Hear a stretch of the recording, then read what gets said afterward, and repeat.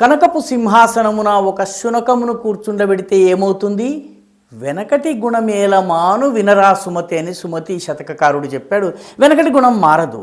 జొహరన్ మమ్దాని అనేటటువంటి వ్యక్తిని ప్రస్తుతము న్యూయార్క్ సిటీ మేయర్గా ఆయన్ని అపాయింట్ చేశారు. ఆయన ఎన్నికయ్యారు.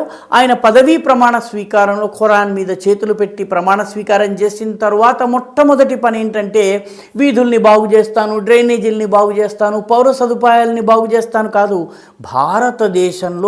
భారతదేశాన్ని ముక్కలు ముక్కలు చేస్తాము, అఫ్జల్ గురు లాంటి ఉగ్రవాదుల్ని పుట్టిస్తాము, ఈశాన్య భారతదేశాన్ని భారతదేశంతో విడగొట్టేస్తానని చెప్పినటువంటి ఉమర్ ఖాలిద్ అనేటటువంటి ఉగ్రవాదిని జైలు నుంచి విడుదల చేయాలి అని చెప్పి అప్పీల్ చేశాడు.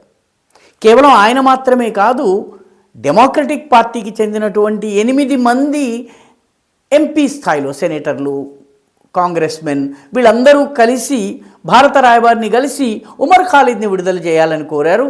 ఈ సంతకాలు పెట్టిన వాళ్ళలో ఇల్హాన్ ఉమర్ అనేటటువంటి సోమాలియాకి చెందినటువంటి ముస్లిం ఎంపీ ఉంది, రషీదా త్లాయిబ్ అనేటటువంటి ముస్లిం ఎంపీ ఉంది, ప్రమీలా జయపాల్ అనేటటువంటి క్రైస్తవ ఎంపీ ఉంది, మరొక 5 అమెరికన్ మూలానికి చెందినటువంటి వాళ్ళు ఉన్నారు. మొత్తం మీద మన దేశంలో దేశద్రోహ కేసులో అరెస్ట్ అయిన ఉమర్ ఖాలిద్ కోసం కన్నీరు పెట్టుకునేందుకు అమెరికాలో చాలామంది ఉన్నారు.